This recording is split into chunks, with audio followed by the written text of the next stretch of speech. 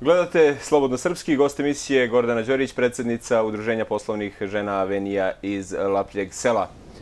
Gordana, živimo li u Americi? Baš me nasmejala. Daleko od toga, ja bih pre rekla u Bangladešu. Šta je to po čemu žene nisu ravnopravne sa muškarcima najkritičnije? Pa ja mislim u svim segmentima društva nismo ravnopravne. Pođemo od politike, posla, ako trebate da zaposlite nekoga, pre ćete zaposliti muškarce nego ženu. A zašto je to tako? Pa ne znam, ja vas da pitam muškarce. Zašto je to tako? Ne znam, ali vi ste žena, jedna od žena koja je uspešna u svojoj karijeri. Kako ste se vi izborili sa muškarcima? Pa možda sam ja imala tu sreću da sam prvo zaposlenje dobila u jednoj najboljoj firmi u onoj velikoj Jugoslaviji i mnoge stvari sam tu naučila. A na prvom mestu naučila sam da se borim. Da se borim znanjem, upornošću i svemu onome što sam u tom periodu pokazala. Sretna sam što sam kasnije u svojoj firmi imala priliku da naučim mnogo toga i da sada znanjem, da kažem, otvara mnoga vrata. Ali, nažalost, naša žena nije imala tu priliku, ne većina žena. Isto tako, ako znamo da i dalje je u jednoj sredini kakva jeste naša patrijarhalna. Koliko ta naša tradicija utiče naša kosovska tradicija utiče na položaj žena na Kosovu? Mnogo utiče, zato sam i rekla, ona se povlači. Ona pokuša da nešto uradi, a ako ne može, ona se brzo povlači. I to je problem. Vaše udruženje često dolazi u kontakt sa ženama koje su trpele ili trpe nasilje. Kako vi vidite rešenje njihovog problema s obzirom da nemamo institucije te vrste u srpskim sredinama? To je bolno pitanje za mene i za sve žene, normalno. Nažalost, ima mnogo nasilja, a nemamo ni jednu sigurnu kuću u srpskoj enklavi, što je strašno. Znači, postoje 7 sigurnih kuća u albanskim sredinama, u Srpskoj nema ni jedne. Mi smo se svih ovih godina trudili u mnogim razgovorima, isticali koliko je to veliki problem. Čak smo i u Beogradu organizovali sa uspešnim ženama jednu konferenciju za štampu gde smo istakli problem naših žena koje trpe nasilje u porodici. Imate li podatak neki koliko žena u srpskim sredinama na Kosovu, recimo evo na centralnom Kosovu? Pa da kažem nešto, mnoge naše žene i ne dolaze da se žale, jer znaju da neće imati mogućnost da dobiju adekvatnu pomoć. A šta to znači? Iako postoje zakoni, nažalost, policija kad dođe da interveniše, oni u mnogim slučajima samo opominju. Ne primenjuju zakone koji su donešeni i normalno uhapse počinioca nasilja. Isto tako, ako prijavi žena, ona ne može ostati više u toj kući, a nema gde da ode, ne je ekonomski nezavisna, tako da je prinuđena da trpi. Kad bi postojala sigurna kuća, ona bi našla zaštitu u toj sigurnoj kući sa decom, tu bi ostala jedno određeno vreme, dobila bi prekvalifikaciju za nešto što bi moglo da li ste vi možda pokretali neku inicijativu za... Jesam pokretala, nažalost, eto i kroz to vidimo koliko nas diskriminišu, nije bilo razumevanja o strani. Pa mnogim međunarodnim institucijama, onda našim nekim fondovima koji su određeni za te svrhe, ali nije bilo... Konkretno, kome ste... Pa bilo je, na primjer, u HCR-u smo pre mnogo godina, pa onda OEBS-u smo pre 2 godine dali zahtev da oni putem svojih nekih veza pronađu donatore da se napravi jedna sigurna kuća, ali... Odustali ste od toga? Ne, taman posla, nisam odustala, naprotiv. Ja sam obilazila sve sigurne kuće u užoj Srbiji i uspostavila takve odnose sa direktorima da kad se desi ovde neki slučaj upućujem žrtvu u te sigurne kuće. Ali sam i dalje uporna da se bar u jednoj sredini, srpskoj sredini, napravi jedna sigurna kuća koja će pružiti utočište svim ugroženim ženama. Ajde sada da se vratimo još jednom na položaj žena. Vidjeli smo šta naši građani kažu o tome. Šta je po vama najveći problem kod srpskih žena? Rekli ste da je više žena zaposleno od muškaraca. Šta je glavni problem? Pa problem je da se promeni svest kod ljudi. Da ženu treba da vide kao svog partnera, neko ko će mu biti stvarno podrška u svakom pogledu, ne da vidi konkurenciju. Da li je to u kući ili je negde na poslu ili u politici. Mislim da svest muškaraca bude tako promenjen da stvarno shvati da žena može da mu bude najveći prijatelj svuda.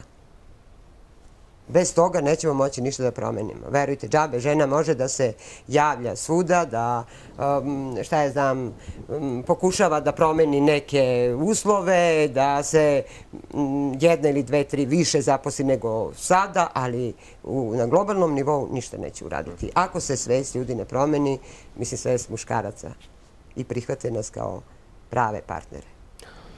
Vi ste i predsjednik Saveza udruženja žena Kosova i Metohije, organizacije koja broji više članova nego, slobodno možemo reći, sve srpske političke partije zajedno na Kosovu. Da li ste se nekada bavili politikom? Ne, nikada, jednom samo. Jednom. I jako mi je žao što sam imala tako negativno iskustvo. To je bilo 2000. godine, ja mislim, izbori kad su bili posle rata. Gospodin Dragan Palma iz Jagodine je pronašao moj broj telefona, zvao me, ubeđivao da uđem u njihovu partiju iz razloga što oni žele da pomognu našem narodu. Odbijala sam to danima, jer stvarno nikada nisam bila u nekoj partiji, niti sam žela da se bavim politikom. Zapravo ja ne razumem ovu politiku, a nešto što ne razumem onda ne bih se ni uključivala. Jednostavno ja sam u privredi dugo godina, u civilnom sektoru, tu sam sebe pronašla, tu želim i mogu mnogo toga da ostvarim. Ali su oni obećali tada da će oko 250 privrednika koji su bili članovi Srpskog jedinstva da otvore pogone na Kosovu i Metohiji. Isto tako su obećali u to vreme da će otvoriti fond Treće dete i to je bio jedini razlog. Mi smo se tada dogovarali kod njih u njihovim prostorijama, to je bio i gospodin Pelević, da... Dobro, i tu je završena vaša politička karijera, to je kraj. Da, ali moram, ovo kad ste me već pitali, onda bih rekla koliko su političari laki da obećaju nešto, a kad je trebalo da se ispuni, stvarno su izigrali sva ta obećanja. Dakle, sve ste se dogovorili i onda je nastao problem. Nastao je problem. Mi smo se dogovorili, mesec dana je bilo prava jurnjava, prikupili smo potpise, sve ono što je bilo potrebno. Izbori, dobijemo na izbore. I oni izigraju dogovor. Šta to znači? Pitajte njih šta to znači. Šta to znači izigraju? Kako su pa izigraju? Znači ono što su obećali. Obećali su 2 mesta u parlamentu sa našeg spiska, sa Kosova i Metohije koji sam ja dala. 10 ljudi je bilo na tom spisku. To su ljudi koji, većina od njih nikad nije bila nigde u nijednoj partiji, to su domaćini, doktori, profesori, privrednici, neko koga Kosovci cene. I šta su oni uradili? Znači, dobijemo na izbori umjesto 2 ljudi da ja dam imena koji će biti u parlamentu, u srpskom parlamentu, oni čak nas nisu ni pozvali. I kad sam ih ja posle 2 dana pozvala, pitala zašto se ponašaju tako, kaže tako je odlučio predsjednik. I od tada političarima ne verujete ništa? Nikada.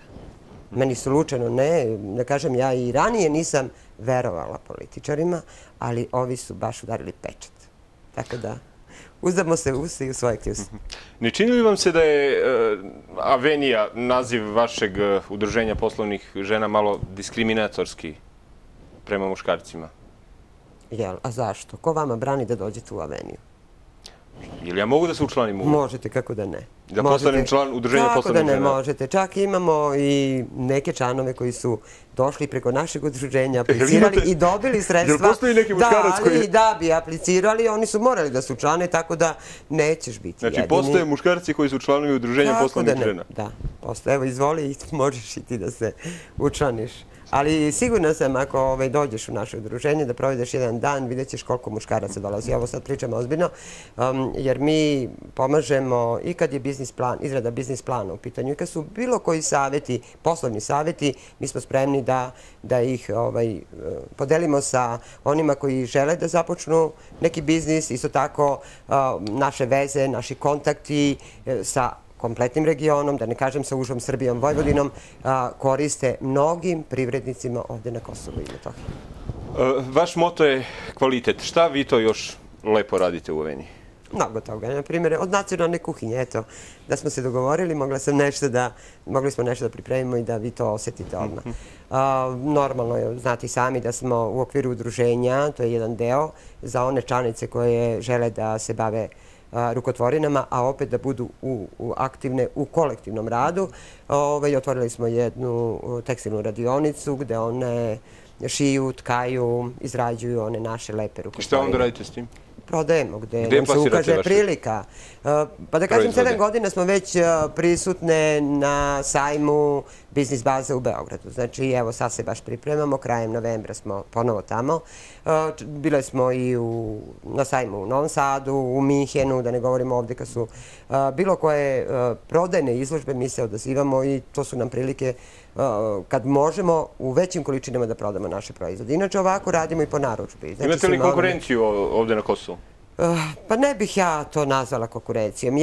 Ko se još time bavi? Čak se mi, pa ima valjda neka udruženja koja, albanska udruženja koje imaju isto takve izradu, takve radionice, ali ja se trudim da u našim srpskim sredinama pokrenemo mnogo više takvih radionica, pa da onda na jednom mestu izrađujemo iste predmete, jer kad imamo količinu, mi možemo onda i da diktiramo tržište, zapravo da se pojavimo zajednički na većem tržištu. Spomenuli ste nacionalnu kuhinju. Nacionalna kuhinja, odnosno spremanje tih tradicionalnih jela, je jedna od delatnosti kojima se bave žene iz vašeg udruženja. Dok gledamo kadrove sa vaše prezentacije tradicionalnih kosovskih jela, odgovorite mi koliko su mladi ljudi zainteresovani za očuvanje tih tradicionalnih rukotvorina? Pa jesu dosta zainteresovani, ali opet kažem, nažalost, mi nemamo razumevanja. Prvo počnemo od opštine, okruga, određenih ministarstava da finansiraju takve radionice da bi se uključili veći broj mladih. Ali zar ne mislite da bi to trebalo da potekne od same porodice? Gde je, nije valjda problem u institucijama, odnosno u političkim organizacijama?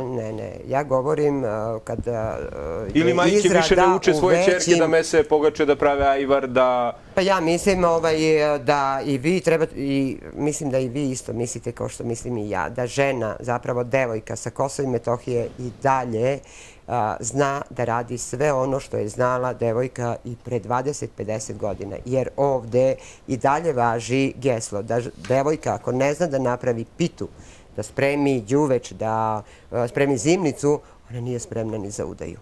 I svaka naša devojka, ja na primjer, bi bila ponosna da se moj sin oženi sa devojkom sa Kosova i Metohije. Hoće li mladi da uče?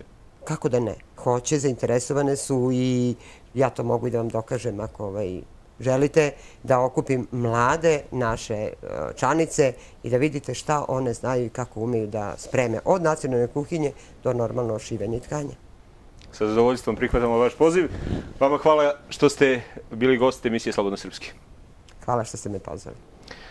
Gledali ste i slušali Slobodno srpski. Vidimo se i sljedeće nedelje od 18 sati na kanalima televizija Herc, Mir, Puls i Most. Slobodno srpski ili kako god pišite na e-mail adresu slobodnosrpski@gmail.com ili pošaljite pismo na adresu Medija centra u Čaglavici za emisiju Slobodno srpski. Prijatno!